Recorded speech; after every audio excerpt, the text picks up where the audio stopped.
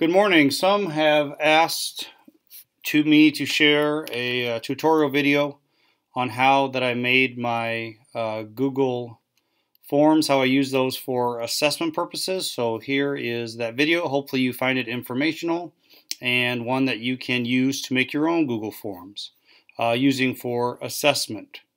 So I go under my drive, go onto new Google Form. Okay, then I typically title my form with the class and the skill that I am focused on. Use that for an example.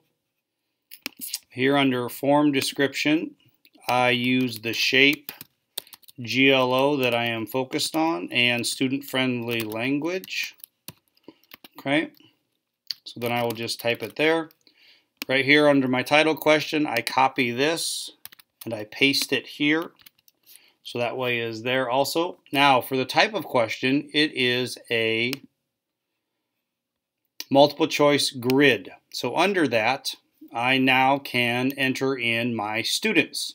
So I have my students on a separate sheet. It's as easy as highlighting, copying, and pasting. And boom, there are my students in. Now under my columns, here at my school, we have 4 column descriptors. We have exceeds mastery, we have mastery, we have approaching mastery, and then we have beginning. So this is where I title my columns, and I would put in my criteria for whatever I'm looking for. These are the specific things I'm looking for that would meet that title. Okay, so then I go and I want to see what does it look like. So I go under here, under the preview, and boom, this is what it looks like. So I have my class list on the left, and I have my descriptors here on the right, and I can simply click it if I see it, and then I could submit that into a response. So let's say I will click a few of those here. This is if I'm using the computer version. The desktop version. So I have a variety here of students. So then I would submit, and they have been recorded.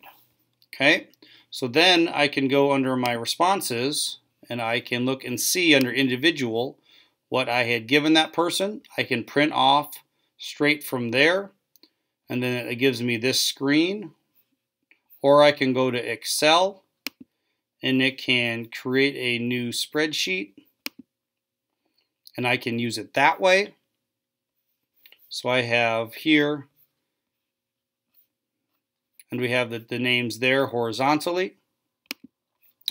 I'm liking using this format here so I can reference it quick and easy when I put it into my online grade book. So that's what it looks like if I'm using my computer. If I'm using an iPad, there's one change that you need to make. So if you create it on your computer and you want to access it on your iPad, this is something that I found that I have to do. I go under settings and I have to unclick this box.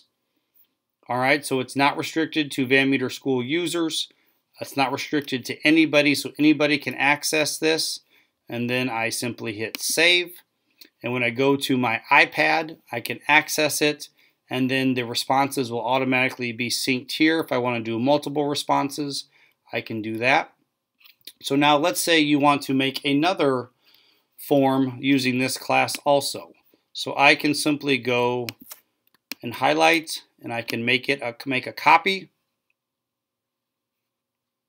And this is how I am doing it. If you find out an easier way to do it, certainly let me know. So I have my copy here, and then I need to rename it. So I want to go in and rename. Again, this is the class name. So let's call this, let's see here, catching with hands from a partner. Okay, so I want to do that. Rename it, open it up. And now here I would change the title here.